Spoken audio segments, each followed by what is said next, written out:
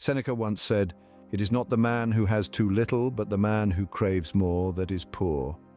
Wise words that hold profound relevance even today, especially in the context of relationships and more specifically, marriage.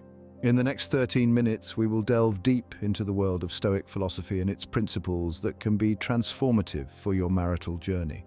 The essence of Stoicism lies in understanding what we can control, accepting what we cannot, and distinguishing between the two with wisdom. This understanding can be a game changer in maintaining harmony and fostering growth in a marriage. We will explore 5 Stoic principles that can guide you towards a fulfilling marital life. This is not just a passive viewing experience, it's an interactive one. We invite you to actively participate, share your perspectives, and engage in this journey of self-discovery and marital growth. Join us on this voyage of wisdom, insight, and transformation. Let's begin. Principle 1, you have power over your mind, not outside events. Realize this, and you will find strength. Marcus Aurelius. This wisdom from Marcus Aurelius holds a profound meaning, especially when applied in the context of marriage. It's not the events, circumstances, or even the actions of our spouse that we can control. Rather, it's our own mind, our own reactions and responses that we hold dominion over. In every relationship, and especially in marriage, there will be moments of discord and disagreement. There will be actions and words from our partners that could ignite frustration, anger, or sadness within us. But here's where this Stoic principle shines. Instead of trying to control these outside events, we should focus on what we can control, our own reactions and responses. Now, this doesn't mean suppressing our feelings or denying our emotions. It means acknowledging them, understanding them, and then choosing how to respond. It's about exercising control over our mind, over our emotions. And in doing so, we find strength. For instance, let's say your spouse forgets an important date or event. You could choose to react with anger or disappointment, or you could choose to communicate your feelings calmly, constructively. By choosing the latter, you're not just managing your emotions, you're also fostering a healthier, more open communication in your relationship. It's about understanding that we cannot control what happens to us, but we can control how we react to it. And it's in this choice, this control, that we find our strength. We find the power to navigate the storms of our relationship, to withstand the waves of misunderstandings and disagreements. So, the next time you find yourself in a difficult situation in your marriage, remember this principle. Remember that you have the power to control your mind, your reactions, and it's in this power that you will find your strength. Remember, strength comes from understanding that we can't control everything, but we can control our reactions. Principle 2, Epictetus said, we should always be asking ourselves, is this something that is or is not in my control? The ancient Stoic philosopher Epictetus posited a simple yet profound idea. We only control our own actions and reactions. This insight is a cornerstone of not only Stoicism, but also of harmonious relationships. Let's delve into this principle of acceptance and change. Consider the scenario of a marriage, 2 individuals, each with their own unique blend of strengths, weaknesses, quirks, and idiosyncrasies. Each person is a complex tapestry of traits shaped by a lifetime of experiences. And in this complexity, we find the first challenge, accepting what we cannot change. In a marriage, you don't have the power to alter your partner's past, their inherent nature, or the circumstances they were born into. But you do have the power to change your perception of these things. You can choose to see your partner's traits not as flaws, but as unique features that make them who they are. Acceptance doesn't mean resignation. It means understanding, empathy, and compassion. Once we've crossed the bridge of acceptance, we find ourselves at the doorstep of change. But not change in our partner, change within ourselves. After all, the only actions we truly control are our own. Imagine how much healthier and happier our marriages could be if we focus our energies not on changing our partners, but on changing our reactions to them.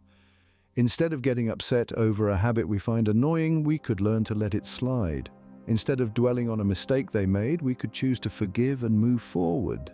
This principle isn't about ignoring problems or bottling up feelings. It's about choosing our battles wisely, about realizing that not every hill is worth dying on.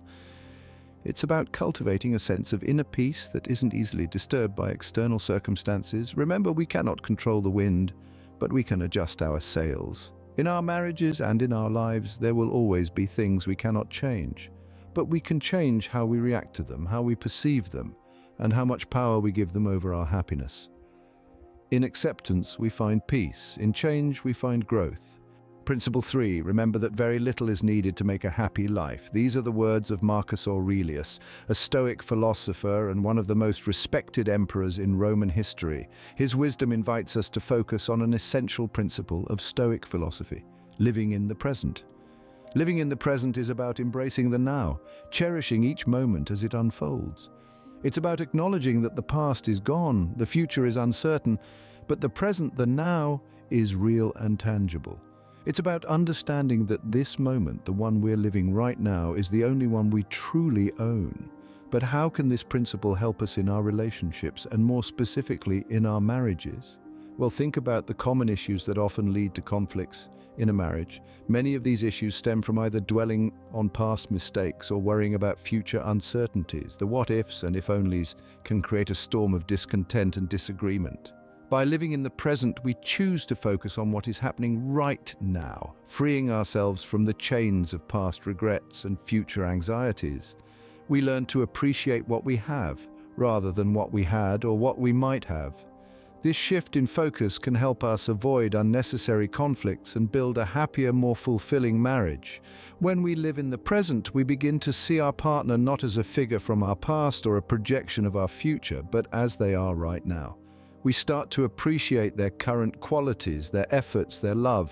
We learn to let go of old grudges, forgive past mistakes, and stop worrying about what the future may or may not bring. So next time you find yourself dwelling on the past or worrying about the future, remember Marcus Aurelius's words. Remember that very little is needed to make a happy life. Remember that a happy life is about appreciating the present, not longing for the past or worrying about the future. Principle 4. Wealth consists not in having great possessions, but in having few wants. This profound statement from the ancient Stoic philosopher Epictetus provides an insightful perspective on the concept of wealth and material possessions. In the context of a marriage, it speaks volumes about the importance of emotional connection over material possession. It's a principle that encourages us to place value on the intangible aspects of our relationships, such as love, respect, and understanding, rather than focusing on material accumulation. So how does this principle apply to your marriage? Imagine a scenario where the pursuit of material wealth becomes an overriding factor in your relationship. The constant chase for more can create a vacuum, a space devoid of genuine connection and emotional fulfillment. The irony is that the more we chase material things, the less satisfied we become. This is because material possessions are transient, they come and go. But the bonds we form, the love we share, these are enduring. Consider this: the happiest moments in your relationship, do they involve material possessions or shared experiences and emotions? Chances are it's the latter. The joy of a shared laugh, the comfort of a warm hug, the thrill of achieving a common goal. These are the moments that truly enrich our lives. In essence, this principle invites us to redefine wealth in our relationships. It's not about the size of our home, the brand of our car, or the balance in our bank account. It's about the depth of our emotional bonds, the strength of our shared values, and the richness of our shared experiences. By embracing this principle, we can foster a more satisfying and fulfilling relationship, one that is rich in love, understanding, and mutual respect, one that values emotional fulfillment over material gain. This is not to say that material possessions are inherently bad. Rather, it's about understanding their place and not allowing them to overshadow the true essence of our relationships. Remember, the most fulfilling relationships are not those that are rich in possessions, but those that are rich in emotional connection. Because at the end of the day, true wealth is not about what we have, but what we value. Principle 5. Our life is what our thoughts make it. Marcus Aurelius. Ruminating on these profound words, we delve into the essence of the fifth principle, the power of perspective. The Stoics, in their infinite wisdom, recognized that our reality, our very existence, is shaped by the lens through which we view it, our perspective. In the grand tapestry of life, especially within the sacred bond of marriage, this principle takes on a transformative role. How so? Let's explore. Imagine two people standing side by side, witnessing the same sunset. One sees the beauty of the hues, the miracle of nature, and feels an overwhelming sense of peace. The other, however, simply sees the end of the day, a mundane, everyday occurrence. The same event, two vastly different experiences, all hinging on perspective. This principle becomes a powerful tool when applied to marriage. When we encounter challenges, as we inevitably do, our perspective can either magnify the problem or transform it into an opportunity for growth. Let's say, for argument's sake, there's a disagreement about finances. One partner can view this as a sign of incompatibility, a source of discord, or they can choose to see it as an opportunity to understand each other better, to work together towards a solution, to grow as a couple. The situation hasn't changed, but the perspective has, and with it, the reality. This is not about ignoring problems or pretending everything is perfect. It's about choosing a positive perspective that empowers us to approach challenges with a constructive, solution-oriented mindset. It's about viewing these obstacles not as roadblocks, but as stepping stones leading towards a stronger, more resilient partnership. So, as we navigate the journey of marriage, let us remember the power our perspectives hold. Let us choose to see the good, the opportunities, the lessons. Let us remember that our thoughts, our perspectives, shape our reality. Remember, our thoughts shape our reality. Choose to see the good and the opportunities. We have journeyed through the wisdom of the Stoics, applying their principles to the realm of marriage. We began with understanding the power of control and choice, recognizing that our reactions, not the actions of others, are within our control. The serenity that comes from this realization can be transformative, not just for us as individuals, but for our relationships as well.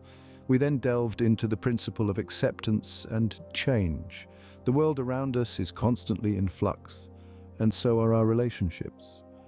Accepting this change rather than resisting it is key to maintaining a healthy and fulfilling marriage. Remember, it's not about changing your partner, but about changing your response. Our third principle, living in the present, reminded us that the past is immutable and the future uncertain. It's the present that we can shape. By being fully present in each moment with our partners, we can foster deeper connections and cultivate a more satisfying marriage. We also explored the principle of detachment from material things.